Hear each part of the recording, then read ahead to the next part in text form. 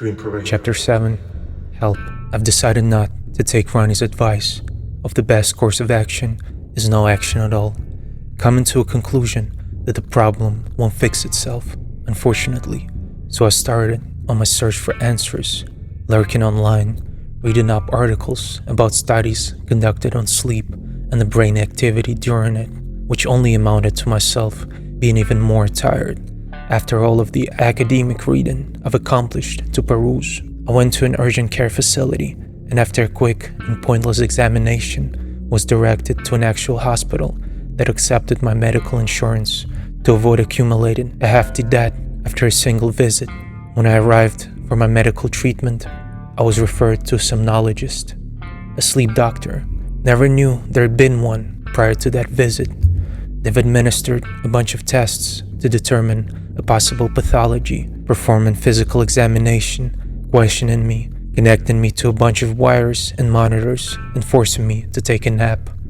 Because of my persistence, they even put me inside an MRI machine to scan my brain for any potential faults, to have those magnetic fields realign my water molecules and those mute radio waves brush against my resting body, picking up the signals from said molecules and creating an image for examination, as had been explained to me pre-procedure, while the loud chirping and droning sounds of the tube kept me awake for the required hour to sketch up that diagnostic image.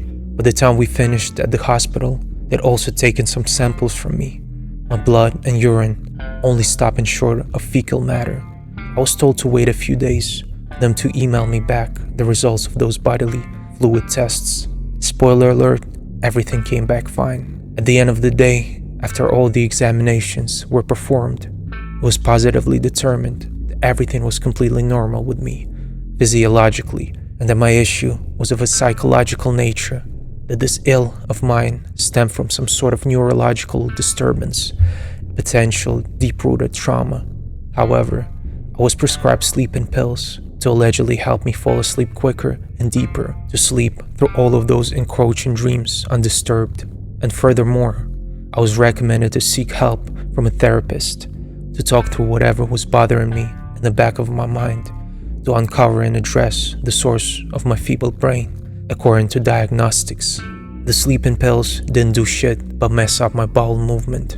On top of me being a day shift zombie, I was now also constipated, keeping it all in. As advised, I've had a few sessions with a therapist, trying to determine the cause, to pinpoint the event that might have sparked the shift in my sleep life, creating my fickle sleep state. And after speaking about my childhood ad nauseum, we'd gotten nowhere far. Didn't reach any conclusions, nor found any answers. However, my issues didn't stop there. It wasn't just my sleep that was disturbed, that in turn disrupted my waking state. The amount of problems kept exponentially growing. My eyesight was wavering.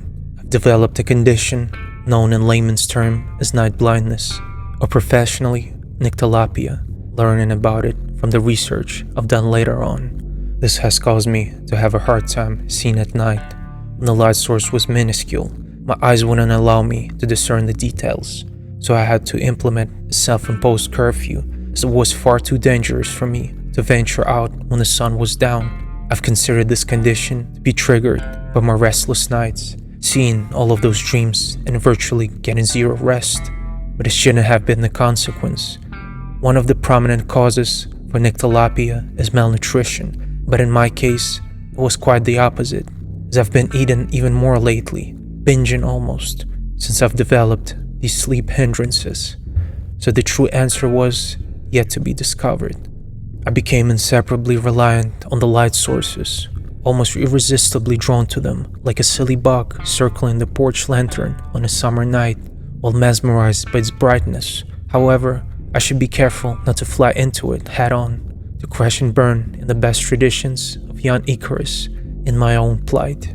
Handicapped, but not ready to accept my defeat, I was going to fight for my sanity, disoriented by the sunset, wearing an uncomfortable Halloween mask, invisible to anyone's eye, yet obstructing my view.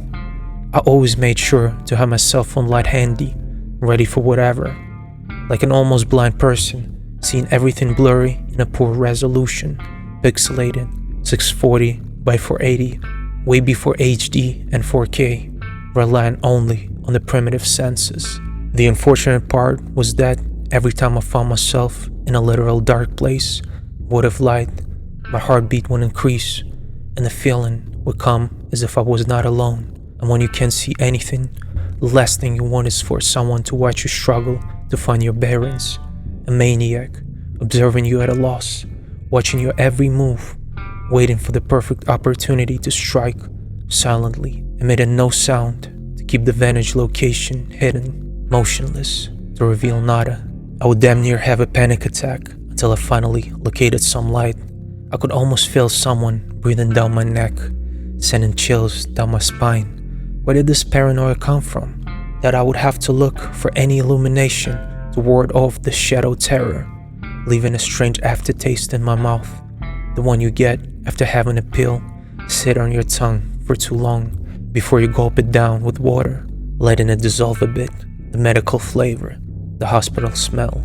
So I would haphazardly fly through the darkness, fluttering and flapping my imaginary wings around, until I reach the much-needed light source destination, a miniature lighthouse haven. But why do insects do that anyway? Dream Parade.